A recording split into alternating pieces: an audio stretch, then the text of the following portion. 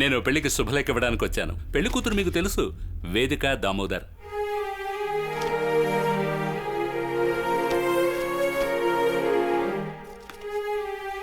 వరుడు మలేషియాలో ప్రముఖ బిజినెస్ మ్యాగ్నెట్, మా ఫ్యామిలీ ఫ్రెండ్ అయిన మోహన్ కృష్ణ గారి కొడుకు సంజయ్ కృష్ణ. కళ్యాణ మండపం అడ్రస్ అందులో క్లియర్గా రాసుంది. ఈ విషయంలో మీరేవైనా చేయాలనుకుంటే ఫేస్ టు ఫేస్ చూసుకుందాం. దేనికైనా మేము రెడీ.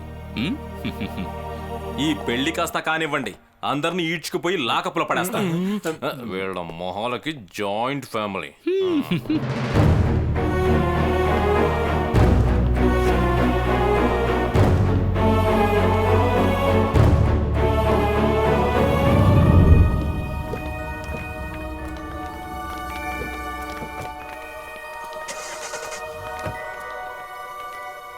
బాబు రోషన, బాధపడకు.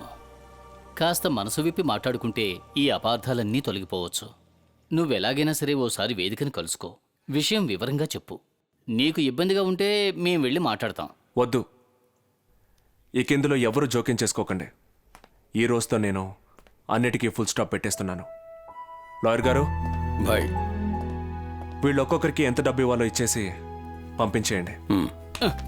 నువ్వేమనుకుంటున్నావురా? నువ్విచ్చే ముష్టి డబ్బుల కోసం మేము ఇలా అన్నాం అనుకుంటున్నావా? ఒక్క విషయం అన్నయ్య ఉండు. రోషన్, కూలి డబ్బుల కోసం నటించడానికి మేము ఇక్కడికి వచ్చినా బంధాల విలువేమిటో మా అందరికీ తెలుసు. జీవితంలో ఎన్నో రకాల అవసరాలు ఉంటాయి. వాటి కోసం మేము ఎన్నో వేషాలు వేశాం. కానీ నీలాంటి బంధువున్న కుటుంబం కావాలని మేము కోరుకుంటున్నాం. ఒక్క నెల కలిసున్నా మనది కుటుంబం కాదంటావా? నువ్వు చెప్పు, ఇప్పుడు మేమేం చేయాలి? భాయ్, రేపా పెళ్లి జరిగే సమయంలో దామోదర్ని చంపి ఆ నేరాన్ని మీ మీదకు నెట్టేయాలని కృష్ణ ప్లానట. మలేషియాలో ఉన్న మన వాడొకడు ఇప్పుడే ఫోన్ చేసి చెప్పాడు. ఇక ఊరుకోకూడదు భాయ్. ఏంటో ఆలోచిస్తున్నావు? నీ వల్ల కాదండి, చెప్పు, మేమే ఏదో ఒకటి చేస్తాం. వద్దు, ఏం చేయాలో నాకు తెలుసు.